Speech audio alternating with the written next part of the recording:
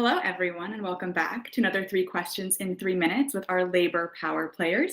I am joined today by Rafael Espinal, the Executive Director of the Freelancers Union. Rafael, thank you so much for being here with me. Thanks for having me. It's a pleasure. So, freelancers is quite a broad scope. So, could you talk a little bit about your membership and who you really represent by the Freelancers Union? Absolutely. Freelancers exists, I would say, in every industry, in every profession. You have freelance designers, freelance filmmakers, to freelance domestic workers and freelance contractors. So our organization really focuses on providing services and education to all freelancers. So we focus on issues like financial, taxes, insurance, pretty much a broad scope of issues that if you're someone who collects a 1099 stub at the end of the year to file your taxes, if you're someone who works independently from the traditional workplace, you could come to our organization and receive services that are going to help you further your freelance career. So I would also imagine that freelancers need a different kind of support than if they were in a traditional employment. So how did you support your membership during the COVID pandemic?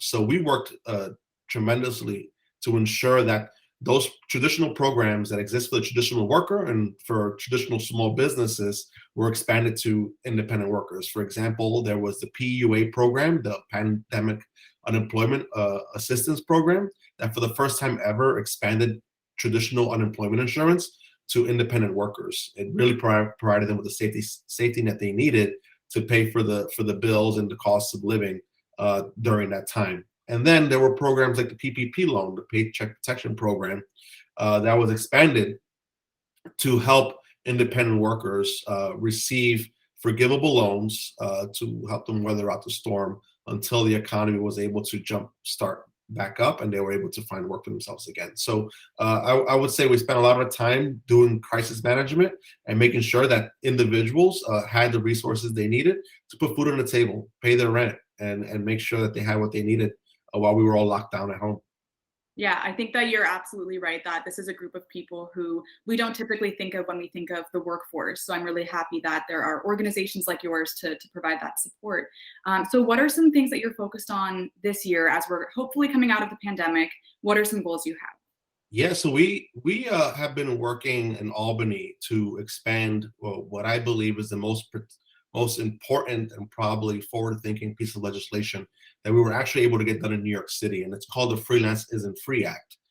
New York City became the first city in the country that created payment protections for freelancers. So we know that if you are a traditional employee, you're able to call 311 or the New York State Department of Labor, and they would investigate the workforce if your employer is withholding your wages.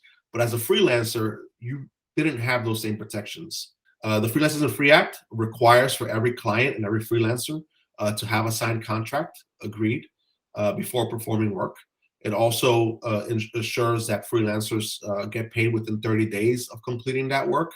And if a client does not adhere to those 2 points, then the state of New York, in the bill we have introduced now in Albany, will be able to step in and fine that client for not paying you on time and for not agreeing to sign a contract with you. So we're going to continue looking to get state legislators signed on to that bill and hopefully get it passed by the end of this session to ensure that all freelancers across the entire state have these protections. Thank you so much, Rafael, for joining me and for being a labor power player. We really appreciate all that you do.